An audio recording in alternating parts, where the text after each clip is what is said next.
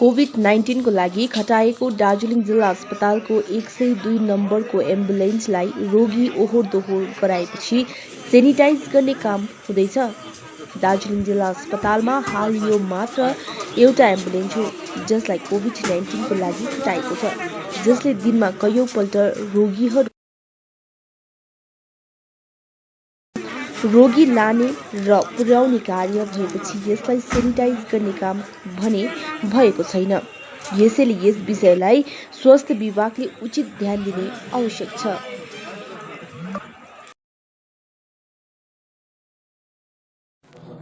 विशेष गरेर जुन बाहिरबाट जुन आगमन भइरहेको छ हाम्रो दार्जिलिङ पहाडमा उहाँहरूलाई विशेष बन्दोबस्त जिटिएबाट जिल्ला प्रशासन दुईटै कालिम्पोङ अनि दार्जिलिङ जिल्ला प्रशासनले पनि गरिरहेको छ, पुलिस प्रशासनले पनि गरिरहेको छ। तथापि 2-3 दिनको अवधिमा जो आवाज जवाब भए त्यसमा केही समस्याहरू देखा परेको छ। अनि त्यो समस्यालाई समाधान गर्नको निम्ति कतिपय कुरोहरू म भूतपूर्व अध्यक्ष जिटिए भएको नाताले वर्तमान जिटिए अध्यक्ष श्री अनित थापाज्यू, प्रिन्सिपल सेक्रेटरी सुरेन्द्र गुप्तज्यू, DM Darjeeling, DM Kalimpong, SP Darjeeling, SP Kalimpong, SDO Darjeeling उहाँहरूलाई अवगत गराएको छौँ अनि जिटिए अफिसियललाई पनि गराएको छौँ। र त्यसमा केवल त्यो कमी कमजोर हुनेमा केवल प्रशासनको मात्र होइन, तर आउने उहाँहरूको पनि गल्ती भइरहेको छ। र जिटिएको एउटा वेबसाइट छ, त्यहाँ तपाईँहरूले लगअन गर्नैपर्छ। त्यहाँनिर तपाईँले हालेन भने तपाईँको अराइभल र यहाँ कति बजी आइपुग्छ, तलबाट कति बजी मुभमेन्ट हुन्छ सिलगढीबाट, त्यो हामीले थाहा पाउँदैनौँ। जस्तो हिजो बेलुकी राति एउटा घटना घटियो, जो सोमबाट 3 जना, आवाड ग्यालेरीको 1 जना, 2 जना रिम्बिकको र 2 जना सुनादाको। उहाँहरूलाई 2 बजी आएको एनजिपीमा अनि उहाँहरू के भयो भने उहाँलाई त्यहाँ राखियो एनजिपीमा अनि चेकअप गरियो। तत्पश्चात एउटा बसमा हालेर राति पठायो, त्यसको इन्फर्मेसन हामीलाई थिएन। तथापि उहाँहरूलाई हामीले ट्र्याक गरेर गऱ्यौँ, जिटिएले ट्र्याक गरेर गरिहाल्यो। र आजदेखि चाहिँ उता चाहिँ के हुँदैछ भन्दाखेरि चाहिँ यो हामीले सुझाव दिएको छौँ। सायद यो सुझाव नै दुईटै जिल्ला प्रशासन र जिटिएले निकाल्नुहुन्छ होला। र अहिले चाहिँ जिल्ला प्रशासनले, सरकारले चाहिँ दार्जिलिङ आउनको लागि, दार्जिलिङ र कालिम्पोङ आउनुको लागि चाहिँ एउटा ट्रान्जिट स्टेसन चाहिँ तेन्जिङ नोर्गे टर्मिनसमा राखिएको छ। जस्तो आजदेखि सुरु भयो त्यो पनि। अनि अब एनजिपीबाट आओस् या ट्रेनबाट आओस् या बाटोबाट आओस्, उनीहरू सिधै गएर तेन्जिङ नोर्गे टर्मिनस सिलगढीमा पस्नु पर्यो। अनि त्यहाँबाट चाहिँ कहाँको डेस्टिनेसनको लागि दुईटै जिल्ला प्रशासनले आफ्नो जग्गामा गाडीमा दिएर पठाउँछ। र जिटिएको पहल चाहिँ के भएको छ भने उहाँले के गर्नु भएको छ भने, जस्तो आजदेखि यहाँ हामी सुरु गर्दैछौँ, जिटिएले सुरु गर्दैछ। जस्तो दार्जिलिङ आउनेहरू जति पनि आउँछ उनीहरू गोर्खा रङ्गमञ्च भवन यहाँनिर भानुभवन जसलाई भनिन्छ त्यहाँ आउँछ। त्यो चाहिँ भयो ट्रान्जिट क्याम्प, जसलाई सेल्टर होम पनि भनिँदैछ, तर ट्रान्जिट क्याम्प हो। ट्रान्जिट स्टेसन तल भयो, ट्रान्जिट क्याम्प हो। त्यस्तै प्रकारले कालिम्पोङमा पनि हामीले टाउन हलमा भनेका छौँ, अर्को जग्गा युथ होस्टेल मिरिकमा पनि भनेका छौँ, अनि कर्सियङमा पनि भनेका छौँ। त्यहाँ आइसकेपछि चाहिँ विभिन्न जग्गामा त्यहाँ आइसकेर उहाँहरूको मेडिकल चेकअपहरूको सर्टिफिकेटहरू हेरेर चाहिँ उहाँलाई होम क्वारेन्टाइन लेखेको छ या इन्स्टिट्युसन क्वारेन्टाइन लेखेको छ, त्यो मुताबिक त्यहाँबाट फेरि उहाँहरूलाई दिन्छ। र त्यहाँसम्म आउँदाखेरि उहाँलाई अलपत्र हुँदैन। र त्यहीँनिर अब जहाँनिर क्याम्प बनाएको छ, जस्तो भानुभवनमा आइसकेपछि उहाँलाई अलपत्र हुँदैन। र यदि राति आएको छ भने त्यहाँनिर बसाइन्छ, खानापिना दिन्छ, अनि भोलिपल्ट बिहान उहाँहरूलाई छोडिन्छ उहाँहरूको गन्तव्य स्थानको लागि। त्यस्तै प्रकार अन्य जग्गामा पनि त्यसो गरेका छौँ। तर कोही बेला फेरि बेलुकी आउँदैछ, र बेलुकी आउँदाखेरि हामीलाई यहाँनिर 12-1 बजीतिर गाडी आइदियो भने यहाँ उहाँहरूलाई पनि असुविस्ता भइरहेको छ। र हामीले एउटा दुईटै डिस्ट्रिक्ट एडमिनिस्ट्रेसन र जिटिएलाई चाहिँ अपिल गरेका छौँ कि लास्ट डिपार्चर, एकदमै लास्ट डिपार्चर, जो लास्ट गाडी डिपार्चर, जस्तो बिहान 7 बजीदेखि डिपार्चर गरिदिनु र बेलुकी 5 बजीसम्म डिपार्चर गरिदिनु। कमसेकम त्यो गाडी, त्यो बस 8 बजीभित्रमा दार्जिलिङ आइपुग्छ। या कर्सियङ हो भने 7 बजीभित्रमा या 6:30 भित्रमा आइपुगिहाल्छ। कालिम्पोङ पनि 8 बजीभित्रमा। यो हामीले प्रपोजल गरेको छौँ, सायद यो मान्छ उहाँहरूले आउँदैछ। त्यस्तै प्रकारले तर मङ्पू, गोरुबथान, सामसिङ, कुमाई, झोलुङ र जलढाकाको लागि चाहिँ सिलगढीको ट्रान्जिट स्टेसनबाट नै त्यहाँबाट नै डाइरेक्ट पठाइदिइहाल्छ। अरूको चाहिँ यहाँ त्यसले गर्दा त्यहाँ त्यो प्रकारले मिलाएको छौँ र यो कतिवटा कुराहरू हामीले मिलाएर जाँदैछौँ र यसको निम्ति कम्प्लिट मुभमेन्टको डिटेल्सको लागि चाहिँ जिटिएले एउटा ट्रान्जिट स्टेसनमा नै डाटा अपरेटरहरू राखेर डाटा त्यहाँनिर एउटा अफिसै खोलेको छ। त्यो अफिसले चाहिँ आएको जतिको लिन्छ अनि कहाँ कहाँ जान्छ, अब दार्जिलिङ कालिम्पोङ कुन कुन क्षेत्रमा जान्छ त्यो उहाँले पठाइदिन्छ। र हामीले यहाँनिर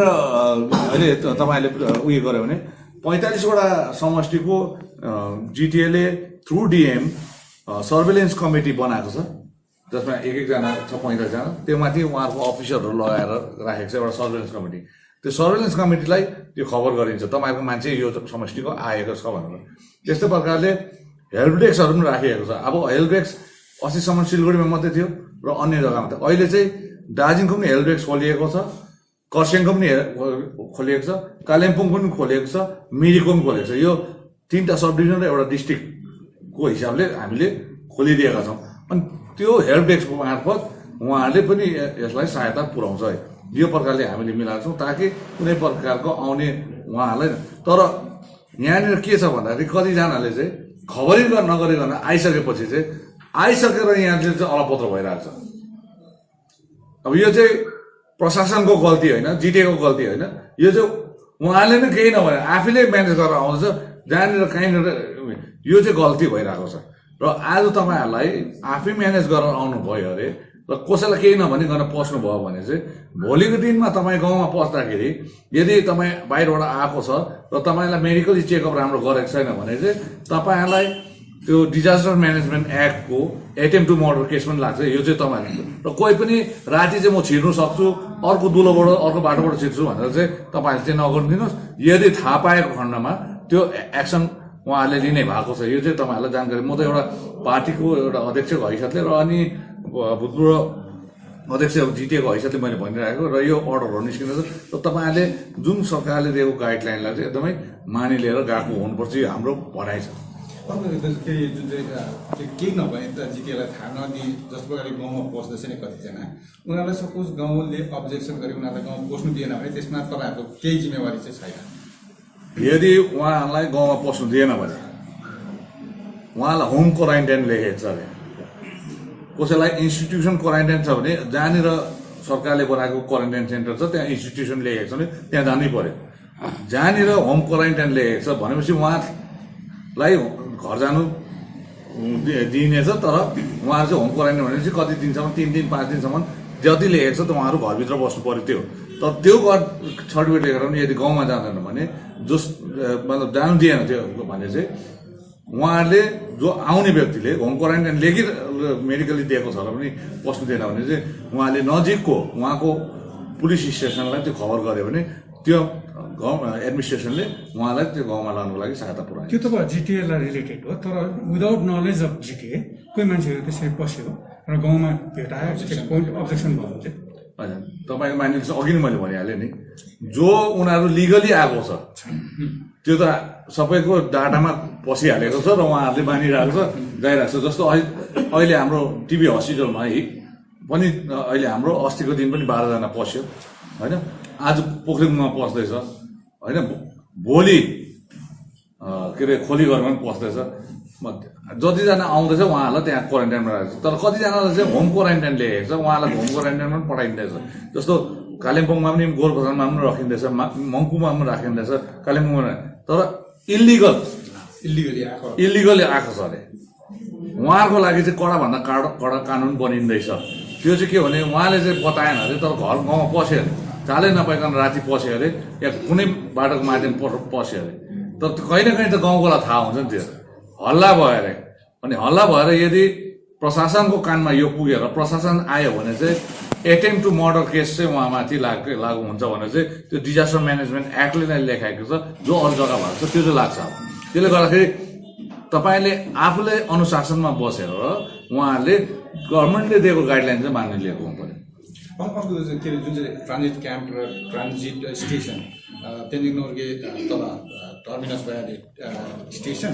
त्यहाँनिर सेम डे आएर जस्तै आज कलकत्ताबाट एनजेपी आइपुग्यो कुनै एकजना मान्छे ऊ सेम डे त्यहाँनिर आएर त्यहीँबाट के दार्जिलिङ आउनु सक्छ कि उसलाई स्वाब टेस्टहरू गराएर कुनै उहाँको चाहिँ के गरेको छ भने जस्तो मानिलिनुहोस् आज आयो अरे त्यहाँ त्यो ट्रान्जिट स्टेसनमा जानु पर्यो सिलगढी त्यहाँनिर तपाईँहरूको यहाँनिर पठाइदिन्छ तर अघि नै भने लास्ट डिपार्चर टाइम चाहिँ हो तलबाट 5 बजी 5 बजी भनेपछि 8 बजी आउनु पऱ्यो तर त्यो पछाडिको लागि चाहिँ त्यहाँनिर उहाँले मतलब बन्दोबस्त गरेर राखिदिँदैछ या मेरोमा पैसा छ भने मैले त्यहाँनिर वरिपरिको होटलहरू बन्दोबस्त भएको हुन्छ त्यो गरेर राखिदिन्छ तर अब उहाँहरू त्यहाँबाट आइसकेपछि मेरो उहाँहरूको स्वाब टेस्टहरू गरिन्छ तर स्वाब टेस्ट गर्ने बित्तिकै तपाईँकोमा रिजल्ट आउँदैन त्यसले गर्दाखेरि तपाईँलाई 1 रात 2 रात चाहिँ क्वारेन्टाइनमा राखिन्छ होम क्वारेन्टाइन छ भने पनि तपाईँलाई पठाइएको हुन्छ तर त्यो टेस्टिङमा यदि पोजिटिभ आयो र तपाईँलाई फेरि त्यो आउँछ नि हेल्थ वर्करले त्यो तपाईँको सर्टिफिकेट दिन्छ र नेगेटिभ छ भने बस्दा भयो तर यदि पोजिटिभ छ भने फेरि हेल्थ डिपार्टमेन्ट र प्रशासन आएर घरबाट उठाएर तपाईँलाई एउटा आइसोलेसन सेन्टर पठाइदिन्छ। जुन चाहिँ जिटिएले 2टा जग्गामा चेकिङ पोइन्ट राखेको छ जस्तै एउटा सिमलबारी भयो एउटा चित्रेमा तर हामीले सुन्दैछौँ कि कतिवटा मङ्पू भएर पनि मानिसहरू छिर्दैछ। अब यसमा तपाईँहरूलाई के पार्टीगत तपाईँले जिटिएलाई अपिल गर्नु होइन सुन्नुहोस् यसमा चाहिँ के छ चेकिङ पोइन्ट बढाउनुको लागि जो स्क्रिनिङ मेसिन र अहिले जुन स्वाब टेस्टिङ ल्याब अहिले बनिँदैछ जो अहिले 3 माइलमा बनिँदैछ कालिम्पोङमा र अहिले सिमलबारीमा बनिँदैछ र हिजो मात्रै म सिलगढी गएको थिएँ र श्री अनित थापाज्यूसँग उहाँसँग र पेजसँग मेरो बात भयो र अहिले घडी चाहिँ अब चाहिँ कालीझोडामा पनि एउटा चेकिङ पोइन्ट बनिँदैछ। कालीझोडामा गर्ने बित्तिकै तक्दा मङ्पू आउने बाटो र 27 माइलबाट जुन चाहिँ सन्तार भएर कालिम्पोङ जान्छ त्यो बाटो अनि बिरिक डाँडाहरूबाट के अरे लाटपन्जल सिटोङ जान्छ त्यो बाटोहरू सबै ब्लक भएर जान्छ त्यहाँनिर चेक हुन्छ। अर्को बाख्राकोट गर्दाखेरि माथि निमुङ बरबाट भएर कालिम्पोङ बस्ने जग्गालाई त्यहाँ पनि राखिदिँदैछ। अनि अर्को छ एउटा गोरुबथानमा राखिदिँदैछ। अर्को चाहिँ सामसिङको बाटो जुन चाहिँ जिटिए क्षेत्रमा आउँदैछ त्यो चाहिँ अहिले सिल गरेकोले गर्दाखेरि मटेलीदेखि अलिक माथि सिल गरिदिएको छ त्यसले गर्दा त्यो बाटो बन्द भएकोले गर्दाखेरि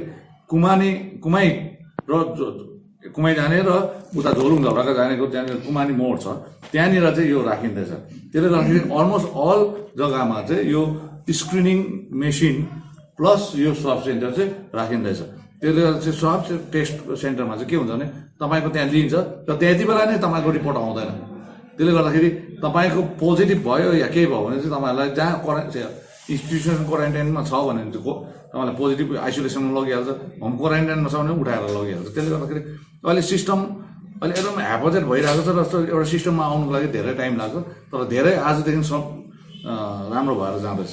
जुन किसिमले बाहिरबाट मान्छेहरू आइरहेको छ है दार्जिलिङको टिभी हस्पिटल अलमोस्ट त्यहाँ प्याक भइसक्यो भने चाहिँ तपाईँहरू कति सफिसियन्ट हुनुहुन्छ कि उनीहरूलाई जति पनि मान्छे यस्तो चाहिँ हेर्नुहोस् राख्ने जग्गा अब गभर्मेन्टले 3टा कुरा हो हेर्नुहोस् है 3टा कुरा एउटा होम क्वारेन्टाइन हो त्यसलाई होम आइसोलेसन पनि छ अनि एउटा चाहिँ इन्स्टिट्युसन क्वारेन्टाइन हो। अब होम आइसोलेसन चाहिँ के हो भन्दाखेरि चाहिँ तपाईँलाई यदि भोलि तपाईँ बाहिरबाट आउनु भएको छ भने तपाईँको घरलाई भन्छ तपाईँ 5 दिनको लागि या 6 दिन या 7 दिन या 3 दिनको लागि होम आइसोलेसनमा बस्नुपर्छ भनेपछि चाहिँ तपाईँको घरमा कोही पनि इष्टमित्र पनि जाँदैन अनि तपाईँको कोही पनि परिवार बाहिर आउनु पाउँदैन खानापिनादेखि लिएर सबै भित्र तपाईँहरू एउटा बस्नुपर्छ। अनि तपाईँले पनि त्यो यदि तपाईँले यो नियमलाई उल्लङ्घन गर्नुभयो भने फेरि तपाईँहरूलाई लगेर अर्को आइसोलेसनमा हालिदिन्छ। त्यसले गर्दाखेरि यो सक्षम भनेर अब चारैपट्टि यो फैलिएर गइरहेछ र मैले भनिहालेँ भोलिदेखि यहाँ तल के अरे खोलीघर र जामुनीमा पनि सुरु गर्दैछ। अर्को हामीले सुकेको माथि के अरे हाम्रो जोरपोखरीमा पनि गर्दैछ उहाँले अघि एसटिओ साहबले भन्नुहुँदै थियो र त्यसले गर्दाखेरि यो चाँडै। अनि अर्को कुरो चाहिँ के छ भने राति आएर बस्नुको निम्ति चाहिँ नाइट स्टे भोलिपल्ट बिहान कहीँ पठाउनु सक्छ भने चाहिँ आजदेखि भानुभवनमा चाहिँ बेलुकीदेखि चाहिँ 50 बेडेडको चाहिँ बनिँदैछ। अहिले बेलुका इमर्जेन्सी बनाउँदैछ भानुभवनमा चाहिँ अरू जग्गा पनि बनिँदै जाँदैछ जस्तो खरसाङतिर पनि बनिँदै जाँदैछ र जुन चाहिँ क्याम्प बनिन्छ जहाँनिर दार्जिलिङ कालिम्पोङ खरसाङ मिरिकतिर क्याम्प बनिन्छ त्यहाँ पनि उहाँको एन्ट्री र एक्जिट देखाइदिन्छ अनि त्यहाँ फुल्ली सेनिटाइज गरेको हुन्छ। जस्तै के अरे मेन यो होम आइसोलेसन होम क्वारेन्टाइनको जुन चाहिँ थुप्रै विशेष गरेर टी गार्डन एरियाबाट आउँदैछ फोनहरू आइरहेको छ क्या किनभने उनीहरूको चाहिँ जग्गा सानो घर सानो 2टा कोठा 3टा कोठाको उनीहरू कोही अब घरमा 3जना 4जना त फ्यामिली मेम्बर हुन्छै हुन्छ कोही एकजना त्यहाँबाट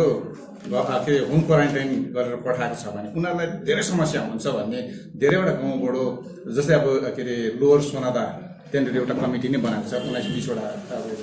जस्तै टकबरतिरबाट पनि त्यस्तो प्रकारले फोन आइरहेको छ कि अन्त यसलाई कस्तो प्रकारले चाहिँ म्यानेज होइन गर्छ एउटा कुरो छ हेर्नुहोस् कतिवटा जग्गामा होम क्वारेन्टाइन लेख्दाखेरि पनि उहाँहरूको घरको अवस्था व्यवस्थाले गर्दा सकिन्न तर अहिले घडी हामीले सबैलाई रिक्वेस्ट गरिरहेका छौँ कि प्रत्येक गाउँमा गाउँघर समाज घरहरू छ या कम्युनिटी हल छ त्यसलाई पनि एउटा बनाइदियो भने हामीलाई उत्तम हुन्छ त्यो चाहिँ उहाँहरूको र हामीले जे भए पनि बाहिरबाट आएकोलाई हामीले राख्नै पऱ्यो उहाँहरूलाई भिखारी जस्तो बाटोमा त छोड्नु भएन तर यो त हाम्रो धर्म तर एट द सेम टाइम हामीले जुन चाहिँ गभर्मेन्टले दिएको प्रावधानलाई पनि अप्नाएर गयो भने अति उत्तम हो जतिसक्दो गभर्मेन्टले हाल्ने ठाउँमा हालिरहेको छ तर त्यहाँदेखि फ्लडेड भयो भने चाहिँ यसको निम्ति चाहिँ गाउँ समाज पनि अगाडि आउनुपर्छ यो चाहिँ हामीले उहाँलाई अपिल गरेका छौँ विशेष गरेर मैले भन्दा भयो भने प्रशासनले अपिल गर्छ के अरे यही के अरे कतिवटा जग्गामा चाहिँ जस्तै मलाई अघि मात्रै भाटोबाट त्यो फोन आएको थियो लोवर भाटोबाट मिडल भाटोबाट भन्दा त्यहाँनिर चाहिँ उनीहरूको त्यो कम्युनिटी हल पनि छैन स्कुल छ तर कम्युनिटी हल छैन स्कुललाई के युज गर्नु सक्छ स्कुललाई चाहिँ दिँदैन दिँदैन स्कुललाई चाहिँ एकदम स्ट्रिक्टली पर्मिसन दिएको छैन स्कुललाई युज गर्नु पाउँदैन यो क्वारेन्टाइन सेन्टर त्यहाँनिर चाहिँ कम्युनिटी हल पनि छैन भन्ने छ अब त्यसो चाहिँ हेर्नुहोस् उहाँलाई होम क्वारेन्टाइन लेखेर भन्यो भने उहाँलाई यहाँ नजिकको क्वारेन्टाइन सेन्टर छ त्यहाँ राखिन्छ तर स्कुललाई कलेजलाई चाहिँ कुनै हालतले पनि क्वारेन्टाइन सेन्टर बनाउनुको लागि सरकारबाट आदेश छैन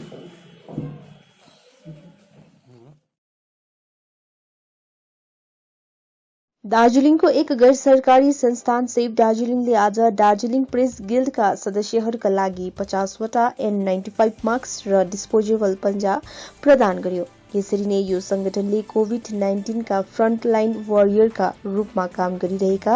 दार्जिलिङ पुलिसलाई पनि मास्क र पन्जा प्रदान गर्यो यति मात्र होइन गत केही दिन अघि मात्र यस संस्थानले दार्जिलिङ जिल्ला अस्पतालका कर्मचारीहरूका लागि पीपीई किट मास्क पन्जा आदि प्रदान गरेको थियो नमस्ते म आदित्य राई सेभ दार्जिलिङबाट अनि आज चाहिँ हामी एक्चुअली यहाँनिर प्रेस गिल्डमा आएको कारण चाहिँ फ्रन्टलाइन कोभिड वरियर्समा हजुरहरू रिपोर्टर्सहरू पनि हुनुभएकोले गर्दाखेरि चाहिँ आज हामीले यहाँ 50 पिसेस N95 मास्क र 100 पिसेस डिस्पोजेबल ग्लोभ्स चाहिँ आज हामीले यहाँ हजुरहरूको प्रेसिडेन्टलाई हस्तान्तरण गऱ्यौँ साथै हामी यहाँ पुलिस अर्को कोभिड वरियर्स फ्रन्टलाइन कोभिड वरियर्समा हाम्रो पुलिस वर्कर्सहरू पनि पढ्नुहुन्छ त्यहाँ पनि गएर आज हामीले 50 pieces of N95 mask 100 pieces of surgical mask र 100 pieces of disposable gloves hand gloves चाहिँ हामीले डोनेट गऱ्यौँ अनि हामीले यसरी नै हामी सेभ दार्जिलिङ चाहिँ last week almost 10 days ago चाहिँ हामीले दार्जिलिङ डिस्ट्रिक्ट हस्पिटलमा 23वटा PPE gowns for doctors and nurses plus 90 N95 mask for doctors and nurses and 100 pieces of surgical gloves, 100 pieces of surgical head cap र 100 pieces surgical mask plus 1 piece of digital infrared thermometer पनि हामीले 10 days 10-12 दिन अगाडि चाहिँ हामीले district हस्पिटलमा donate गरेको थियौँ आज चाहिँ म एउटा भन्नु पनि छ हजुरले यो फोन माध्यमबाट पनि हजुरहरूले हामीलाई डोनेसन गर्न सक्नुहुन्छ यो हाम्रो हजुरको डोनेसन चाहिँ हामीले अझै if you can donate us to save Darjeeling अझै हामी यस्तो खालको PPE गाउन्स र N95 मास्क जहाँ चाहिँ फ्रन्टलाइन कोभिड वरियर्स जस्तै डक्टर्स भयो नर्सेस भयो पुलिस भयो जस्तै तपाईँहरू रिपोर्टर्सहरूलाई चाहिँ हामीले अझै हाम्रो यो PPE गाउन्स र यो मास्कहरू चाहिँ अझै हामी राम्रैसँग डिस्ट्रिब्युट अझै धेरै मात्रामा चाहिँ हामीले अझै PPE गाउन्स र यो मास्क चाहिँ अझै हामी डिस्ट्रिब्युट गर्न सक्छौँ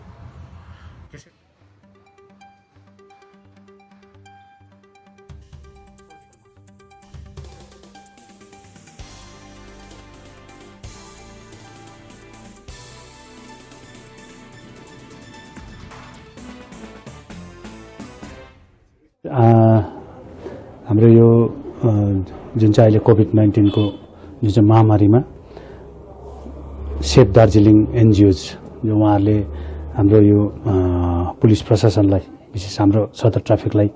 यो मास्कहरू है N95 मास्क 50 पिस ग्लोभ्स र यो सर्जिकल मास्कहरू दिनुभएको छ र यसको लागि उहाँहरूलाई म धेरै धेरै धन्यवाद दिन चाहन्छु र उहाँहरूले अब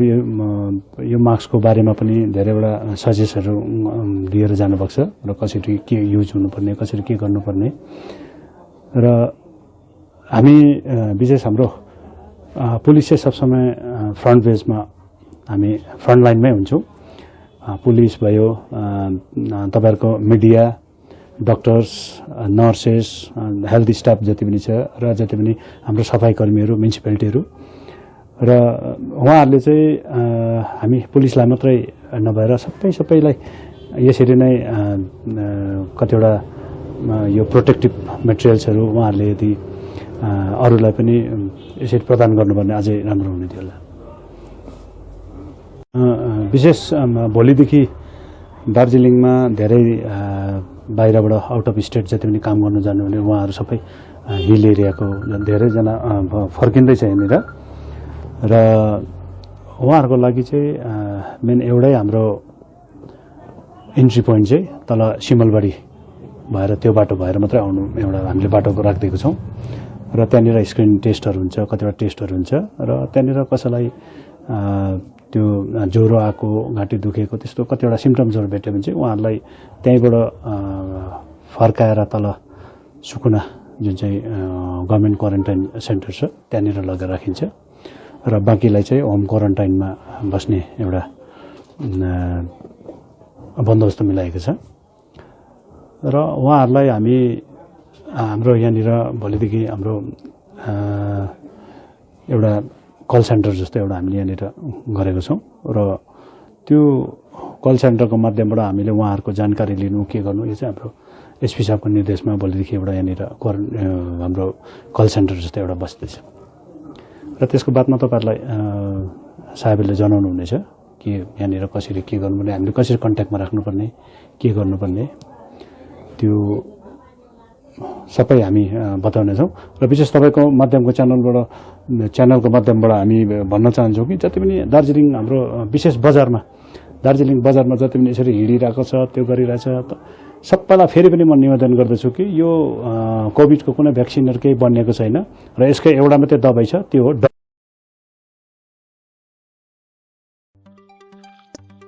आज घुमबन्ज्याङ फरेस्ट क्षेत्रमा गोदुनिसा दार्जिलिङद्वारा यस क्षेत्रमा रहेका निम्न वर्गीय 25 परिवारहरूलाई राहत सामग्री प्रदान गर्यो जसमा प्रत्येकलाई 1 किलो दाल 2 किलो आलु 1 किलो खाने तेल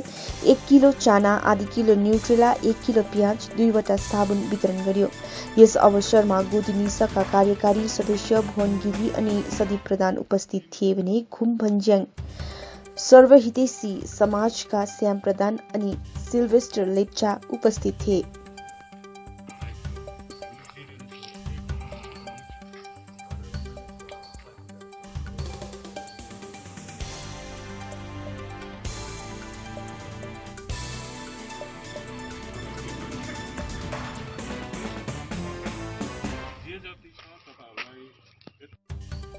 खानापिनाको एकदमै अब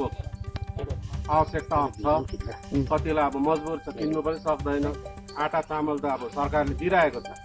र पनि सब्जीहरू कतिको अब आवश्यकता भएकोले गर्दाखेरि यहाँ हाम्रो बडाबाउ र मेरो भाइहरू सदीप प्रधान उहाँहरू चाहिँ जिडिनेसको एउटा मेम्बर भएको नाताले उहाँहरूले पनि अब हाम्रो गाउँलाई सम्झेर एउटा माया गरेर आज जे सक्दो उहाँहरूले अब मनबाट एउटा के भयो इच्छा गरेर तपाईँहरूलाई जति सक्दो अब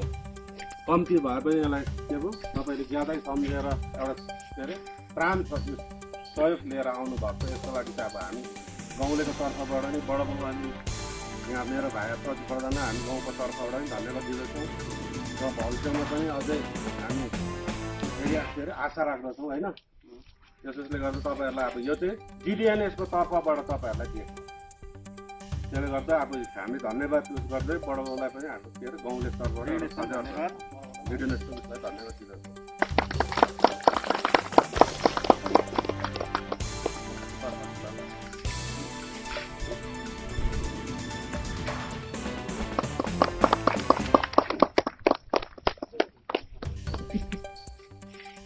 लु फर्स्टमा नाम छ कुमार खानीको आयो। यस्तो संस्था हो, यो त सामाजिक संस्था हो।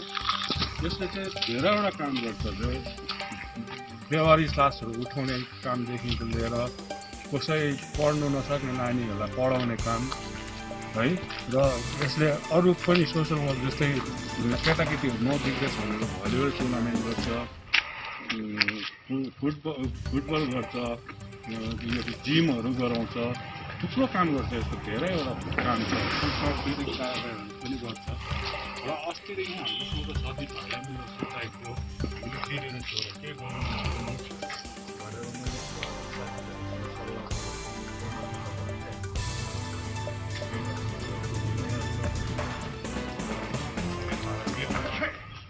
हामीले बेस्ट दिनु सकेनौँ। जे जति छ तपाईँहरूलाई